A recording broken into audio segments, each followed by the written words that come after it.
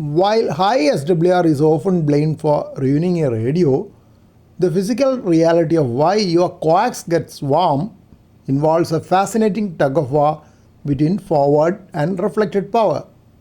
When an antenna isn't perfectly matched, the coax becomes more than just a pipe.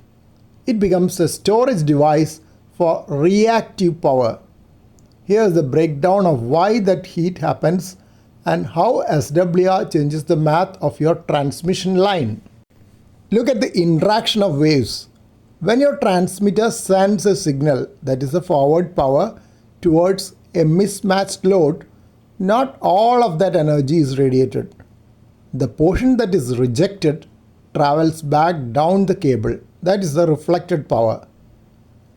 Constructive interference. At certain points along the line, the forward and reflected waves add together, creating voltage peaks. Destructive interference. At other points, they partially cancel out, creating voltage nulls. This creates a standing wave. The heating occurs because these peaks increase the stress on the physical components of the cable. Now, where does the heat come from? Coax isn't perfect. It has inherent matched line losses or attenuation based on its construction. However, high SWR multiplies these losses through two primary mechanisms. One, dielectric loss.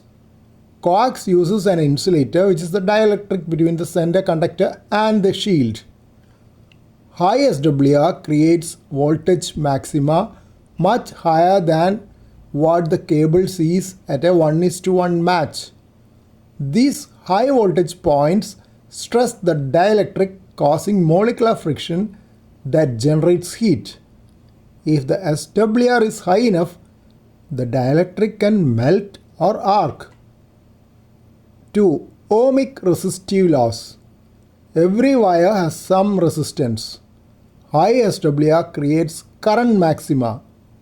Since heat is calculated by the formula I squared R, doubling the current at a specific point in the cable doesn't just double the heat, it quadruples it. The ping-pong effect is the most critical concept for understanding total loss. When power is reflected back from the antenna, it doesn't just disappear. The reflected power travels back towards the transmitter. As it travels back, it is subject to the cable's attenuation a second time. If you have an antenna tuner at the rig, it reflects that energy back towards the antenna again. The power bounces back and forth, that is ping-pongs, until it is either radiated by the antenna or dissipated as heat in the coax. So the final takeaway is that the longer and lossier your cable is, the more power is absorbed during these multiple bounces. This is why a high SWR is much more damaging on a long run thin RG58 than on a short run of high quality LMR 400. Reactive power versus real power. In a perfectly matched system, the voltage and current are in phase and the power is real, resistive. It's doing work, radiating. In a mismatched system, the energy becomes reactive. The energy is stored temporarily in the magnetic and electric fields of the coax.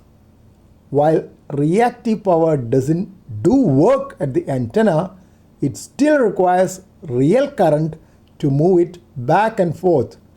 That extra current is what toasts your connectors and softens your jacket. Here is a summary of impact of high SWR. Voltage increases at peaks, risks dielectric breakdown and arcing. Current increases at peaks, increases I squared R heat loss. Line loss, power bounces multiple times. Total system efficiency drops. Component stress, heat transfers to connectors. can desolder or oxidize joints.